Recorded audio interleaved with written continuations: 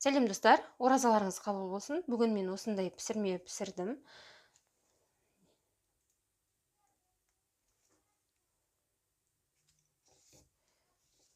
Ортасын кескенде мынандай болады. Тіпті пияз жемейді деген адамның өзі бұны жеп қояды. Жасалу жолын білгіңіз келсе, алдағы видеоны соңына дейін көріңіз. Ең бірінші қамыр илеп аламыз. Салқын суға 1 немесе 1,5 шай қасық тұз салып аласыз. Қамырдың ортасын үңгіп 30 мл сұйық май құясыз. Араластырып жібересіз. Және тұз қосылған суды құя отырып, қатты да емес, өте былжыраған да емес, жұмсақтау қамыр илейміз.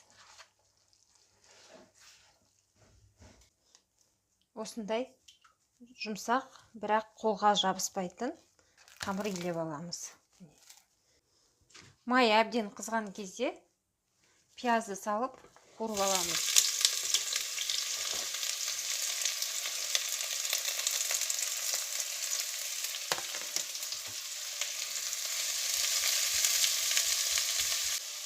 Үштен 1 шай қасық тұз саламыз.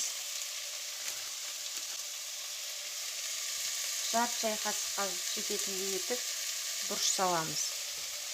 Араластырып сарғайғанша қуырамыз. Өте күшті.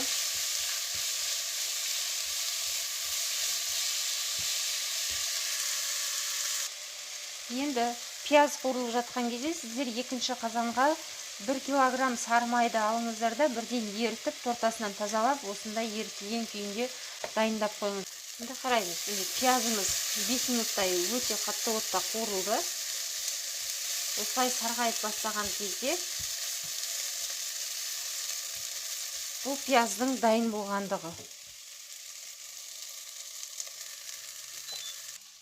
Барлығы дайын болған кезде бұған дейін илеп қойған жұмсақ қамырымыз, оны өзімізге ыңғайлы етіп бірнеше бөлікке бөліп аламыз. Мен бір жайманы, мысалы етке салатын жайманы жартысында етіп қамырды бөліп аламыз. Сол кезде ол бізге ыңғайлы болады.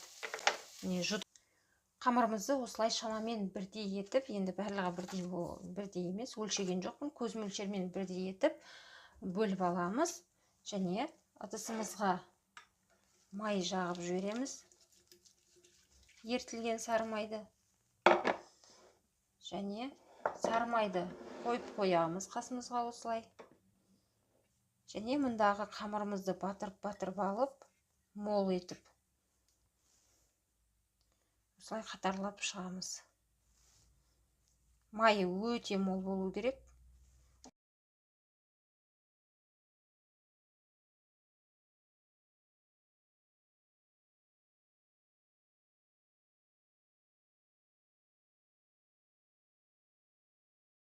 Ақырындап алып, қолымызбен соза бастаймыз.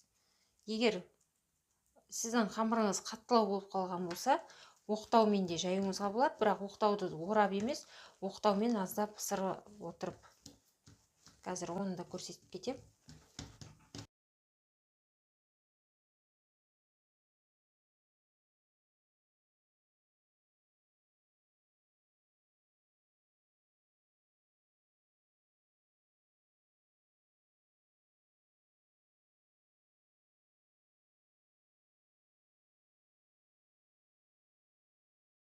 Дайындап қойған пиязымызды алып, аздап қана бетіне саламыз.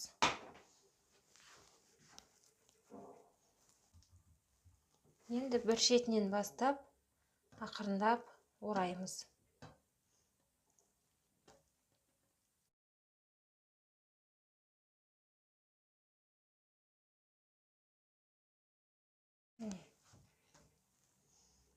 Шеттерін бекітеміз. Ораймыз. Бетінен пешке салатын ыдысымызға қоя береміз. қалғандарын да дәл осылай жасап шығамыз. 180 градуста қызып тұрған 140-180 градус арасында қызып тұрған пешке салып, сырты қызарғанша пісіріп аламыз. Енді пісіп шыққан қаттамаларымыздың сыртына еріп тұрған сары майды жағып шығамыз.